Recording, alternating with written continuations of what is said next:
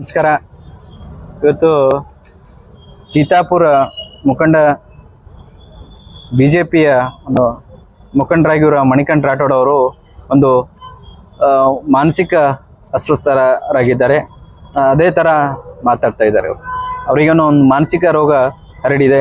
ಯಾಕಂದ್ರೆ ಒಂದು ರಾಜಕೀಯ ಗಂಧಗಾಳಿ, ರಾಜಕೀಯ ಒಂದು ಪ್ರಜ್ಞಾನ ಇರಲಾರ್ದೆ ಪ್ರಿಯಾಂಕಾ ಖರ್ಗೆ ಅವ್ರ ಬಗ್ಗೆ ಏನಪ್ಪ ಅಂದ್ರೆ ಒಂದು ಅವಾಚ್ಯ ಶಬ್ದಗಳಿಂದ ಒಂದು ಅಸಂವಿಧಾನಿಕ ಪದಗಳನ್ನು ಬಳಕೆ ಮಾಡಿ ಏನು ಅವರು ಆರೋಪ ಇದು ಮಾಡ್ತಾ ಇದ್ದಾರಲ್ಲ, ಅದು ಖಂಡನೀಯ ಅದ.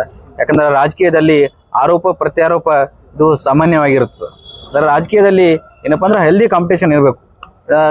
ಒಂದು ಸಾರ್ವಜನಿಕವಾಗಿ ಹಿತಾಸಕ್ತಿಯ ಒಂದು ಪೂರಕವಾಗಿರಬೇಕು ಯಾವುದೇ ಒಂದು ಆರೋಪ ಮಾಡಿದ್ರೆ. ಅದರ ಮಣಿಕಂಠ ರಾಠೋಡ್ ಅವರು ಏನಪ್ಪಾ ಅಂದ್ರೆ ಒಂದು ಪ್ರಿಯಾಂಕಾ ಖರ್ಗೆ ಅವರಿಗೆ ಒಂದು ವ್ಯಕ್ತಿಗತ, ಬಹಳ ವ್ಯಕ್ತಿಗತ ಹಾಗೂ ಒಂದು ವೈಯಕ್ತಿಕ ಟೀಕೆ ಮಾಡುವ ಮುಖಾಂತರ ಅಂದ್ರೆ ಸಮಾಜದಲ್ಲಿ ಒಂದು ಕಲಹ ಸೃಷ್ಟಿ ಮಾಡಕ್ಕೆ ಏನಪ್ಪಾ ಅಂದ್ರೆ ಪ್ರಯತ್ನ ಮಾಡ್ತಾ ಇದ್ದಾರೆ. ಅದಕ್ಕೆ ಅವ್ರಿಗೆ ನಾ ಹೇಳಕ್ ಇಷ್ಟಪಡ್ತೀನಿ, ಮತ್ತು ಬಿಜೆಪಿಯ ಜಿಲ್ಲಾ ಮುಖಂಡರಿಗೆ ಹೇಳಕ್ ಇಷ್ಟಪಡ್ತೀನಿ, ಒಂದು ಸಚಿವರ ಬಗ್ಗೆ ಈ ತರ ಒಂದು ಅಸಂವಿಧಾನಿಕ ಪದಗಳನ್ನು ಬಳಕೆ ಮಾಡಿದ್ರು ಕೂಡ ಅವರಿಗೆ ಪ್ರತಿಕ್ರಿಯೆ ನೀಡಿಲ್ಲ.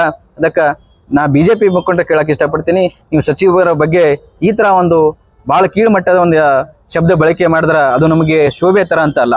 ಯಾಕಂದ್ರೆ ನೀವು ಹೇಳ್ಕೊತೀರಿ ನಮ್ಮ ಶಿಸ್ತಿನ ಪಕ್ಷದ ಅಂತ, ಇದೇ ಶಿಸ್ತಿನ ಪಕ್ಷದ ನಮ್ಮ ಬಿಜೆಪಿದವರಿಗೆ ಅಂದ್ರೆ ಇದೇ ಕಲಿಸಿರಿ ನೀವು ಮುಖಂಡರುಗಳಿಗೆ. ಸಚಿವರ ಬಗ್ಗೆ ಈ ತರ ಮಾತಾಡ್ಬೇಕು, ಯಾವ ಪದಗಳನ್ನು ಬಳಸ್ಬೇಕಂತ. ಅದಕ್ಕೆ ನೀವು ಚಿಕಿತ್ಸೆ ಕೊಡ್ಸಿರಿ. ಅವನದೇನಪ್ಪ ಅಂದ್ರೆ ಮಾನಸಿಕ ಅಸ್ವಸ್ಥ ಆಗ್ಯಾನ ಏನಿಲ್ಲ ಅಂತ ಒಂದು ಚಿಕಿತ್ಸೆ ಕೊಡಿಸಿ ಅವರಿಗೆ ಸರಿಪಡಿಸ್ರಿ ಅಂತ ನಾ ಅವ್ರಿಗೆ ಹೇಳಕ್ ಇಷ್ಟಪಡ್ತೀನಿ. ಮತ್ತೆ ಯಾವುದೇ ಆರೋಪ ಮಾಡಿದ್ರೆ ಮಾಡ್ರಿ, ನಮ್ಮ ಸಚಿವರ ಒಂದು ಓಪನ್ ಸ್ಟೇಜ್ ರೆಡಿ ಮಾಡ್ರಿ. ನಮ್ಮ ಸಚಿವರು ಬಂದು ಅದಕ್ಕೆಲ್ಲ ಸರ್ಕಾರದ ಬಗ್ಗೆ ಇರಲಿ, ಆರೋಪದ ಬಗ್ಗೆ ಇರಲಿ, ಅವರು ನಿಂತು ನಿಮ್ಗೆ ಅವರು ಉತ್ತರ ಕೊಡಕ ರೆಡಿ ಆಗಿದ್ದಾರೆ. ಅದಕ್ಕೆ ನೀವು ಯಾವಾಗ ಹೇಳ್ತೀರಿ ಹೇಳ್ರಿ, ನಮ್ಮ ಸಚಿವರು ನಾವೇ ಕರ್ಕೊಂಡು ಬರ್ತೀವಿ ನಿಮ್ಗೆ ಉತ್ತರ ಕೊಡಕ. ಅದಕ್ಕೆ ಇಂಥ ಟೀಕೆ ಟಿಪ್ಪಣಿಗಳು ಮಾಡಕ್ಕಿದ್ಬೇಡ್ರಿ. ಯಾಕಂದ್ರೆ